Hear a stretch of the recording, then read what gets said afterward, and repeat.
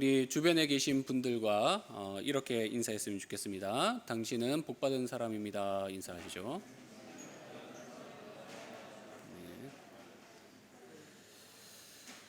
네, 오늘도 여러분과 함께 예배할 수 있어서 너무 감사하고 또 기쁨이 되는 것 같습니다. 자, 오늘 우리가 시편 1편의 말씀을 같이 좀 나누려고 합니다. 시편 1편은 사실 그 시편 전체를 따지더라도 아주 대표성이 있는 말씀이죠. 유명한 시편 23편을 비롯해서 널리 암송되는 시라고 볼 수 있습니다. 우리가 그 시편이라는 말씀을 대할 때 사실 좀 생각해 봐야 되는 부분이 있어요. 우리가 신앙생활을 하다 보면은 어느 정도 우리에게 판단력이라는 게 좀 생긴단 말이죠. 척도가 있습니다. 저 사람은 그 참 선하고 하나님 보시기에 옳은 방향으로 가고 있구나, 또는 이 사람은 정말 미성숙하거나 또는 악한 길로 가고 있구나, 이런 판단의 척도가 분명히 생긴단 말이죠. 많은 사람들이 사실은 그 어느 정도 오해를 하는 부분이 있습니다. 그 언행이 좋거나 교양이 있거나 또는 매너가 좀 있어 보이면 신앙이 좋다라고 판단하는 경향이 있는 거예요. 사실 그 우리가 일본 사회에서 또 세상을 보더라도 교회 안 다니더라도 매너 좋고 착한 사람들 얼마나 많습니까? 그런 사람이 그냥 이렇게 교회 문화에 적응을 해서 교회에서 사교적으로 사람들과 잘 지내고 매너 있게 말하고 또 봉사 헌신적으로 하면은 그게 신앙 좋아 보이는 것처럼 느껴질 때가 있단 말이죠. 그러나 그런 사람들이 언제 티가 나냐면 시간이 조금만 지나고 시련이 닥쳐오면 이게 맹탕이구나, 이런 게 느껴질 수 있단 말이죠. 그러면 이 성숙한 성도의 지표가 무엇일까? 우리가 좀 생각을 해볼 필요가 있습니다. 여러 가지가 있겠는데요. 시련에 굴복하지 않고 말씀을 사모한다던가, 또 하나님 나라를 고대하면서 매일매일 성실히 산다던가, 이런 것들이 있죠. 근데 이제 제가 목회자로서 지극히 개인적인 지표지만 성경을 대하는 자세 중에 특별히 자기가 좋아하는 성경이 로마서이거나 또는 시편인 경우에는 제가 볼 때는 굉장히 성숙한 성도로 나아가고 있다, 이렇게 판단할 수 있을 것 같아요. 왜 그렇겠습니까? 로마서를 읽어보면은 이게 복음에 대해서 굉장히 잘 알려준 서신이긴 하지만 딱딱하단 말이죠. 그걸 자기 스스로 잘 소화해내서 그것이 자기의 것이 된다면 굉장히 기본기가 탄탄한 성도다, 이렇게 생각이 들 수 있겠죠. 그리고 시편을 보면 그 성도의 신앙생활을 하면서 느끼는 희노애락이 여기에 다 담겨 있단 말이죠. 그래서 복음 안에서 기뻐하고 복음 안에서 괴로워하고 복음 안에서 다시 소망을 가진다는 것이 무엇인지가 이 시편에 있단 말입니다. 그래서 이 시편이 그 인생의 굴곡을 지나가면서 그 선배들이 쌓아오는 이 노래가 나의 노래가 된다라는 것은 굉장히 큰 경험인데, 그것을 이미 소유한 성도라면 성숙한 성도다라고 말할 수 있게 되는 것이죠. 안 그렇겠습니까?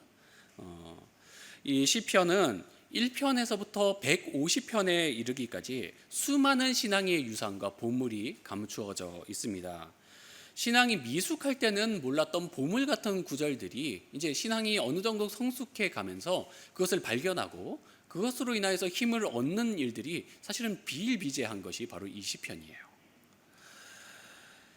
시편 곳곳마다 울려 퍼지는 찬양을 묵상하다 보면은 어느덧 내 안에도 하나님을 향한 사랑이 강물처럼 흘러가는 것을 느끼게 되는 게 바로 시편이죠.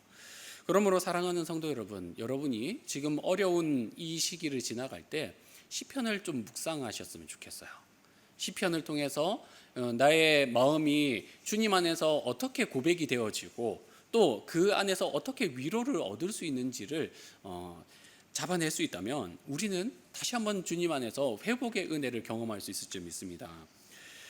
여러분, 오늘 이 시편 1편의 말씀을 나눌 텐데요. 이 시는 그 장르로 따지면은 지혜 시입니다. 그러니까 교훈을 이제 어리석은 자에게 전달해 준다라는 측면에서 지혜시라고 하죠.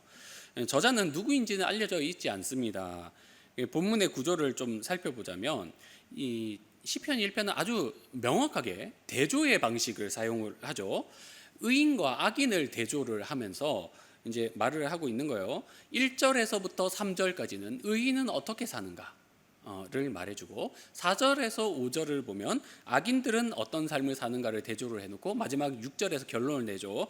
의인과 악인의 마지막 운명에 대해서 결말을 맺습니다. 먼저 1절 말씀 읽어볼까요? 자, 1절 시작. 복 있는 사람은 악인들의 꾀를 따르지 아니하며 죄인들의 길에 서지 아니하며 오만한 자들의 자리에 앉지 아니하고. 자, 어떤 사람이 나옵니까? 복 있는 사람. 영어 성경에서는 bless라고 하고 쉬운 성경에서는 쉽게 행복한 사람 이렇게 번역을 하기도 하는데 뭐 비슷한 맥락이라고 보면 됩니다. 근데 이 1절을 보면 복 있는 사람이 하지 않는 일에 대해서 말을 해주고 있단 말이죠. 근데 어떻게 합니까? 악인들의 꾀를 따르지 않고 죄인들의 길에 서지 않고 오만한 자들의 자리에 앉지 않는다. 이 명확한 대조가 나오죠. 쉽게 말하자면 의인과 악인은 다르다라는 것을 말해줘요. 제가 그 10년 전쯤에 대구에서 그 대학부를 맡아서 사역을 할 때 한 청년이 저한테 대학생이 이렇게 물었습니다. 목사님, 솔직히 말해서 목사님의 성경 공부 교재는 너무 흑과 백을 나누는 것 같습니다. 너무 이분법적으로 접근을 하니까 저희 같은 사람들은 좀 감당하기 어렵습니다. 이런 이야기를 했거든요. 그 이야기를 처음에 들었을 때는 얘가 나를 싫어하나? 이렇게 느꼈는데 생각을 해보니까 얘네들 입장에서는 그렇게 느낄 수 있겠다라는 이해가 됐어요. 그게 뭐냐면 우리가 사람을 볼 때 사람을 딱 보면서 이 사람이 흑이냐 백이냐 또는 악인이냐 의인이냐가 잘 안 보이잖아요. 그렇죠? 신앙인을 보면서도 우리가 사실은 신앙의 스펙트럼이 굉장히 다양하단 말이에요. 어떤 집사님을 보면 봉사도 잘하고 사교적이고 또 굉장히 헌신적인데 말씀과 기도는 약해요. 그래서 복음에 대해서 잘 몰라요. 그런 사람이 있는 반면에 어떤 분은 말씀과 기도는 출중한데 너무 개성이 강해가지고 덕을 잘 못 끼쳐. 그런 사람들이 있습니다. 그러면 이걸 흑과 백으로 나눌 수 있느냐? 그렇게 쉽지 않다는 거죠. 제가 여러분에게 한번 질문을 해보겠습니다. 여러분 한번 스스로를 점검해 보십시오. 여러분은 하나님을 사랑하는 면에 있어서 여러분의 삶의 모든 그 면면마다 다 하나님을 사랑한다고 고백할 수 있겠습니까? 제가 참 쉽게 질문을 하면 답하기 좋은데 하나님 사랑하십니까? 하면 이해가 될 텐데 모든 생활 곳곳마다 하나님을 사랑할 수 있냐고 물어보면 참 대답하기가 못하단 말이죠. 왜냐하면 어떤 부분에서 좀 애매한 부분이 있단 말이에요. 사실 우리의 신앙이 애매한 면들이 있습니다. 하나님 사랑하듯이 이웃 사랑하십니까? 라고 물어보면 예스라고 답하기 좀 애매하단 말이에요. 하나님께 죽도록 충성했습니까? 라고 물어보면 충성한 것 같긴 한데 좀 애매하단 말이죠. 기도 생활, 말씀 생활 정말 잘 했느냐라고 물어봐도 애매하고 헌금 생활도 잘 했느냐라고 물어봐도 그 100% 했다라고 대답할 사람이 몇 없단 말이죠. 확실한 게 별로 없고 이 현대 신앙생활 하는 사람들이 대다수가 그렇단 말이에요. 애매하단 말이에요. 예수는 믿는데 신앙생활에 확실한 게 없고 죄다 애매한 지경 속에 놓여 있어서 정말 내가 자신 있게 주님 앞에서 내놓을 만한 게 별로 없는 그런 생활을 하는 거죠.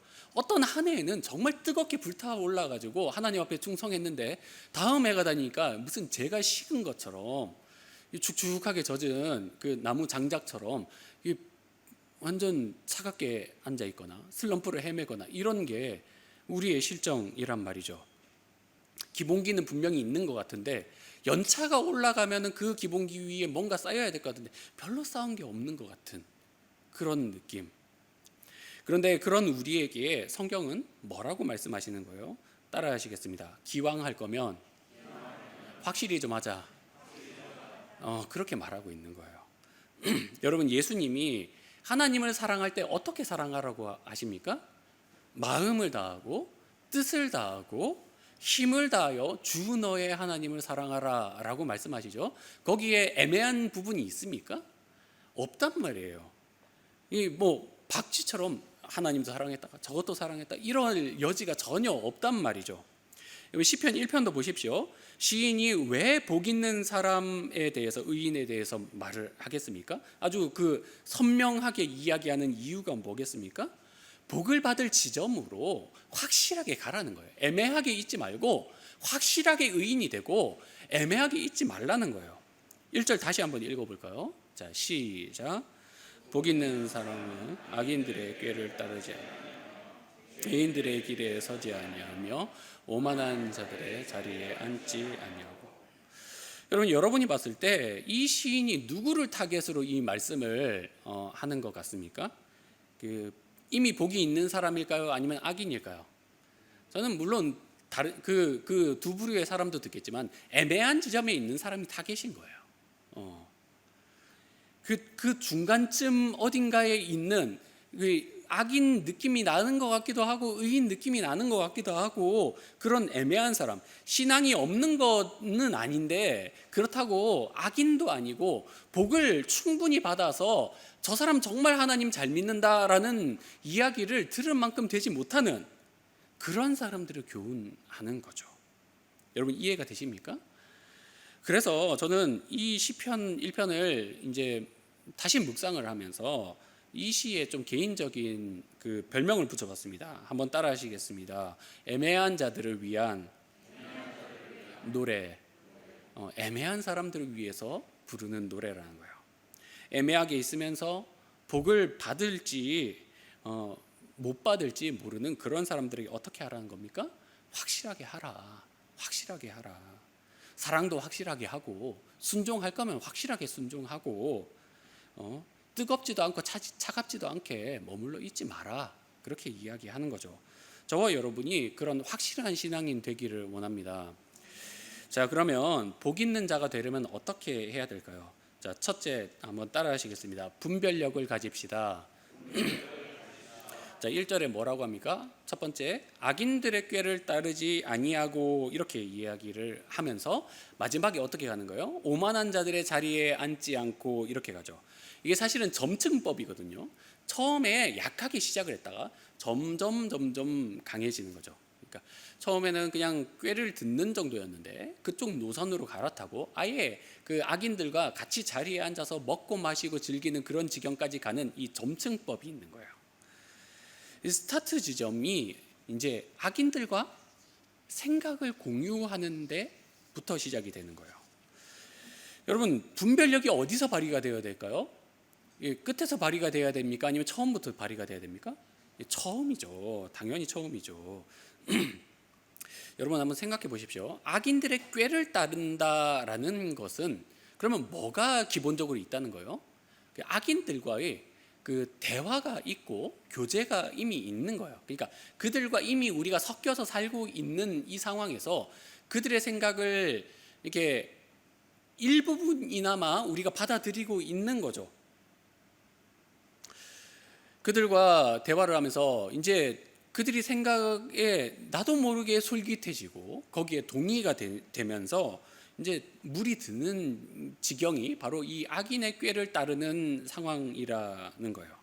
분명한 것은 아직 그들과 동등한 지점까지 가지는 않았다는 거예요. 그래서 여기서 이제 분별력을 발휘해야 되는 것이죠. 내가 저 사람의 지금 이 제안을 받아들이면 하나님과 멀어질 수 있겠구나. 내가 돈 쉽게 벌 수 있고 일도 편하게 할 수는 있겠지만 이게 하나님의 뜻과는 멀어질 수 있겠구나. 이게 빠르게 판단이 돼야 되는데 근데 이게 참 어렵단 말이죠. 그 교묘한 지점 가운데 있는 게 사실은 이 상황이라는 거예요. 이게 분별이 되면 참 감사한데 분별이 안 되면 어떻게 되는 겁니까? 이제 발을 살짝씩 들일 수밖에 없는 상황에 처하는 거죠.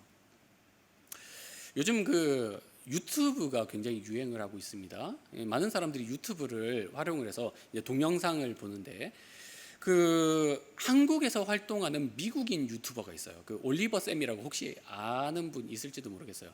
나름 이제 그쪽 세계에서는 유명한 사람인데 이제 미국인으로서 이제 미국 문화의 숨겨진 면을 한국인들에게 소개를 해주는 거예요. 한국어 굉장히 잘합니다.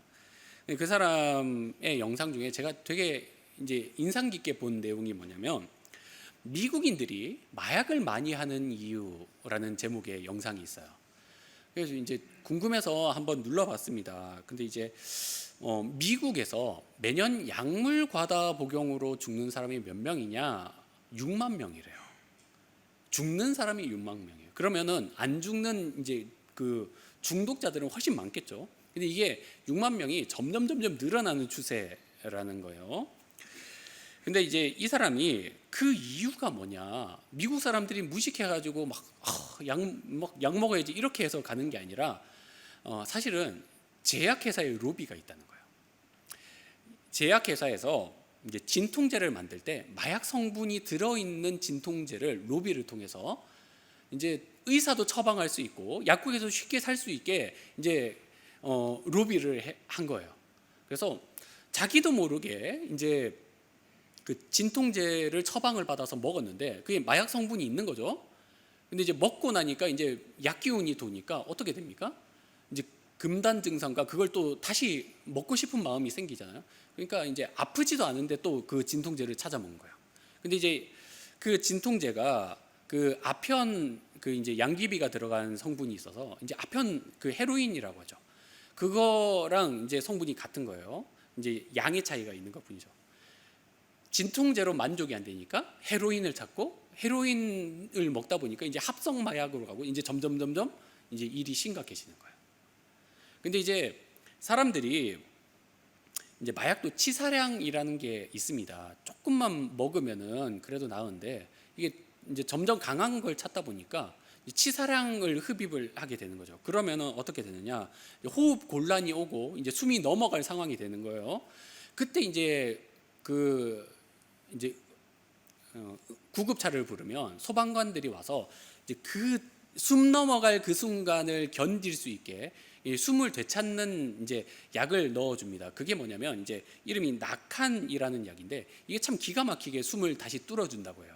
그래서 이제 고비를 넘기고 다시 재활 치료를 할 수 있게 해주는 건데 그 나칸이라는 약이 그 마약이든 진통제를 만드는 회사에서 만드는 약이에요. 뭔지 아시겠죠? 그러니까 그 환자를 중독시키면서 돈을 벌고 그걸 이제 살리면서 또 돈을 버는 그런 구조 속에서 이제 있는 거죠. 정말 악하지 않습니까? 약값이 계속 오른대요. 그게 이제 수요가 많으니까. 여러분 우리가 좀 분명히 알아야 되는 거예요. 악한 세상의 사이클이 사실은 이렇게 돌아가는 거예요. 악한데 이제 허들이 낮은 미끼를 물게 하고 거기에 한번 발을 들이게 되면 어떻게 되는 겁니까?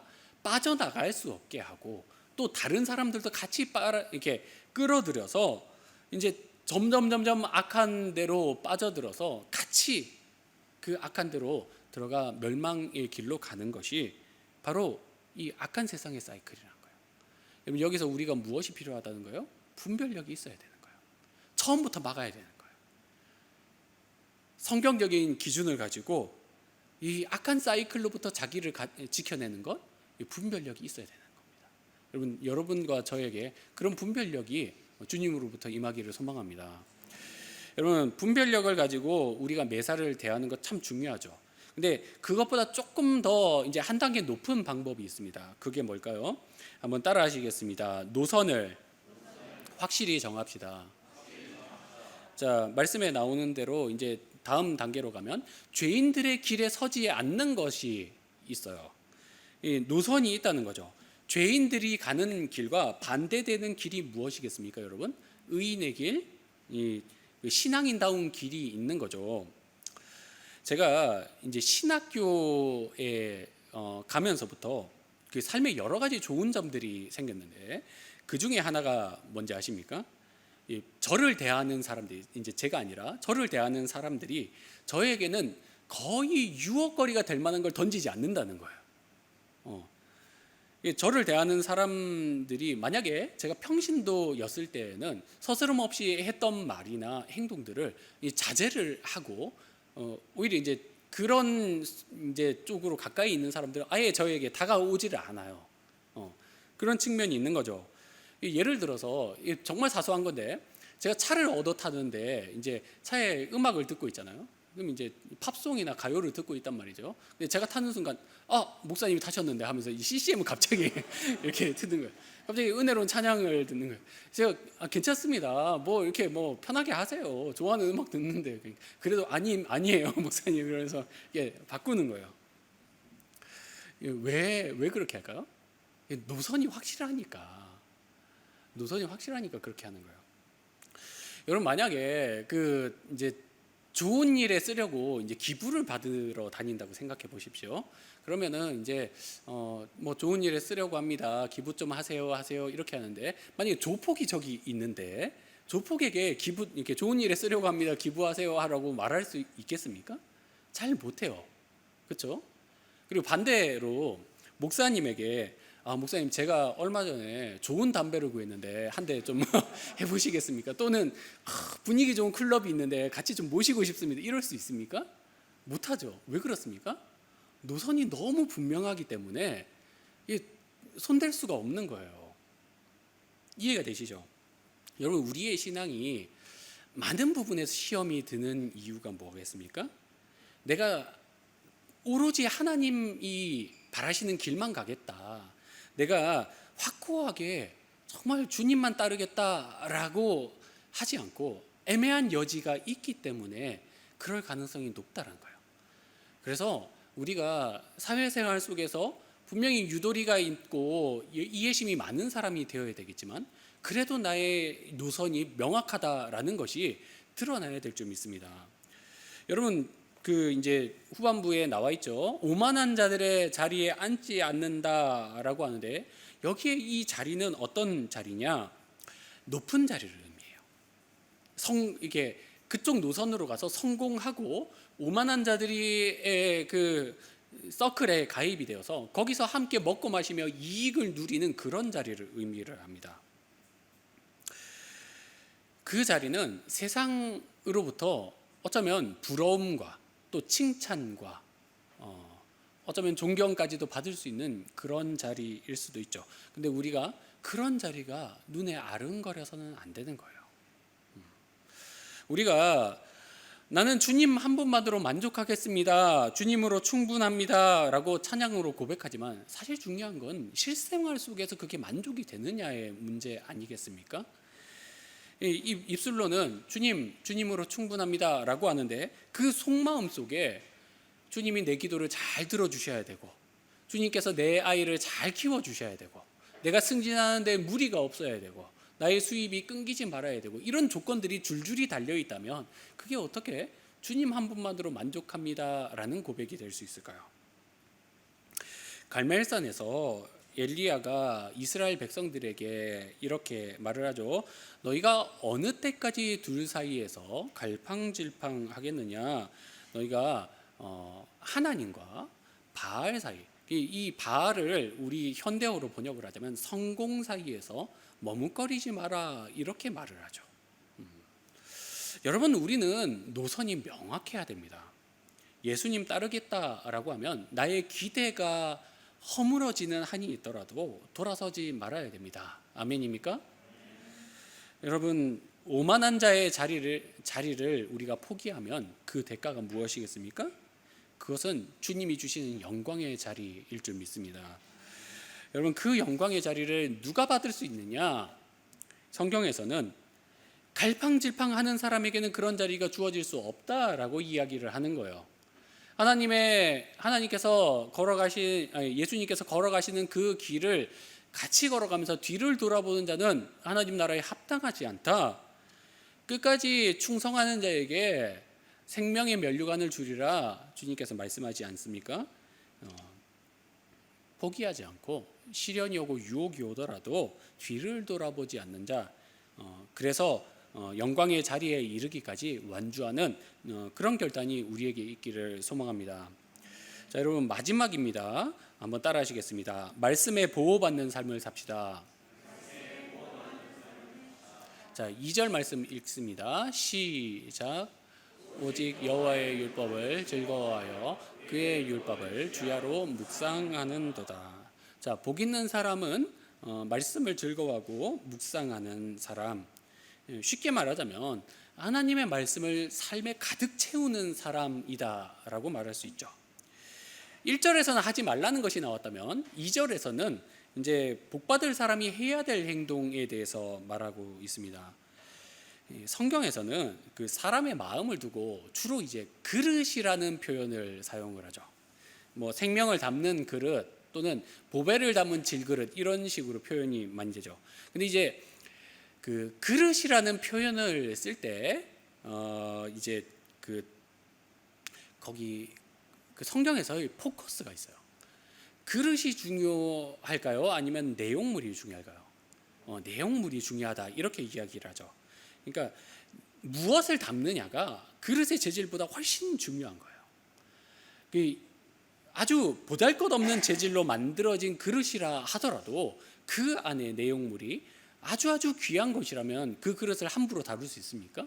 뭐 걷어찰 수 있습니까? 그렇지 않죠. 담은 내용물에 따라서 그 그릇이 존귀한 대접을 받을 수 있다라는 것을 말하고 있죠. 여러분 우리가 그런 관점에서 이제 2절과 3절을 좀 연관시켜 보면 좋을 것 같아요. 3절을 읽어볼까요? 시작.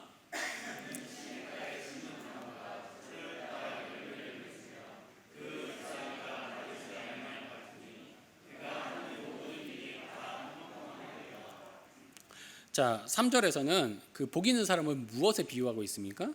그 나무에 비유를 하죠. 근데 이제 그 나무가 어디에 있다? 시냇가에 있다. 사시사철 이제 그 물을 공급받는다라는 측면에서 시냇가는 참 중요해요. 이스라엘은 굉장히 건조하거든요. 그러니까 이스라엘에서는 벼농사 같은 건 못합니다. 논에 물 담으면 바로 증발해 버리니까. 근데 이제 그런 이스라엘에서 시냇가에 심었다라는 것은 굉장히 그 귀한 거죠. 그렇게 공급을 받으니까 어떻게 되는 겁니까? 잎사귀도 마르지 않고 열매를 충실히 맺을 수 있는 자리까지 갈 수 있게 되는 거죠. 여러분 제가 무슨 말을 하려는지 여러분 아시겠습니까? 여러분을 보십시오. 여러분의 지금 마음에 어떤 것들이 좀 가득 차 있습니까? 여러분은 무엇으로 지금 가득 차 있으세요? 옆에 분들 한번 좀 보세요. 뭐가 많아 보이세요? 그 살 이러면 굉장히 상처받죠, 그렇죠? 오랜만에 만났는데 살이 많이 찌셨네 이러면 저도 다이어트를 해야 되는 입장이긴 하지만 사실 우리가 우리의 모습을 보면서 말씀이 가득 차 있어야 된다라고 이야기를 하는 거예요. 이 말씀, 그 2절과 3절 말씀은 우리의 신앙이 마치 나무가 쉼없이 물을 빨아들이듯이 말씀이 주야로 묵상이 되는 충만함이 있어야 된다라는 것이죠. 그러나 여러분 스스로 좀 생각해 보십시오. 정말 우리는 말씀을 충분히 공급을 받으면서 말씀이 내 삶에 가득 차 있습니까? 밥을 매일 먹듯이 정말 그렇게 말씀이 우리에게 가득 차 있습니까? 여러분 여러분이 설교를 듣는 것 외에 정말 말씀이 여러분의 삶을 채워야 돼요. 가득히 채워야 돼요. 여러분 우리가 우리의 신앙생활을 하면서 교회를 위해서 헌신하고 그리고 외부에서 오는 그 악한 것들을 아주 지혜롭게 분별해 내는 거 굉장히 중요하죠. 그러나 그 바탕에 무엇이 있어야 되는 거예요? 말씀으로 인한 근력과 또 힘이 있어야 된다는 거예요. 여러분 말씀의 기근이 오는 시대에 우리가 있습니다. 굉장히 경각심을 가져야 되는 거예요. 여러분이 이 코로나로 인해서 자숙 기간을 가지면서 여러분의 삶에도 말씀이 그 기근 수준으로 내려가지 않았는지 저는 너무 좀 걱정이 되고 또 어떤 한편으로는 좀 두렵기도 합니다. 여러분 기도를 할 때 여러분 기도가 잘 되십니까?